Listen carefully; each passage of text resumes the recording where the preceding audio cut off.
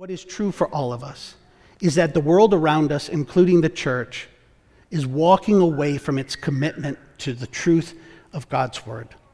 And that the sad thing is, even in the church world today, there is tremendous compromise that is coming. There is this rationalizing away of the absoluteness of God's word.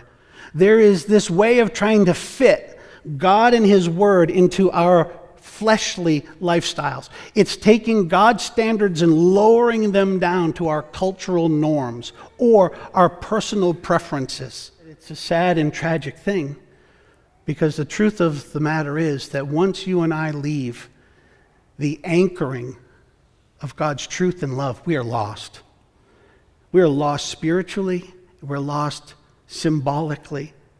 We live adrift, being bounced around by the winds and the wants of this world. I ask you, do you love Jesus? Do you love him? Love him with all your heart, soul, mind, and strength. You might ask, well, how important is that?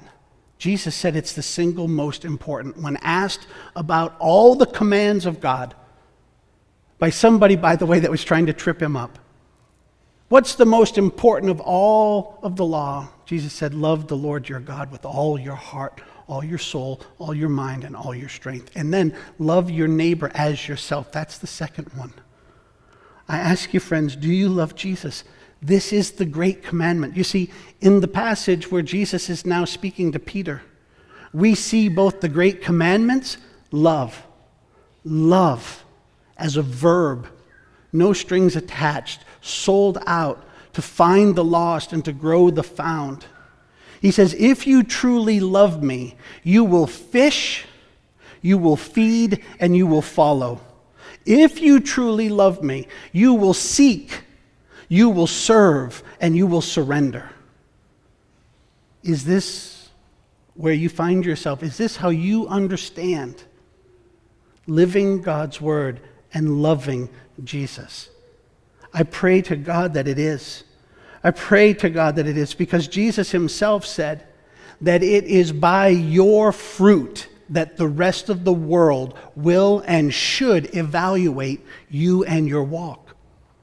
It's by the fruit that the root is discovered. Jesus said that it would be by our love for one another that the world will know that we are his. I ask you, how important is love? Real, biblical love, tough love. The love that will go through broken glass to get to somebody who needs Christ. The love that will stand strong when it's hard to stand. The love that will tell somebody what they need to hear and not just what they want to hear. That's the Christ-like love.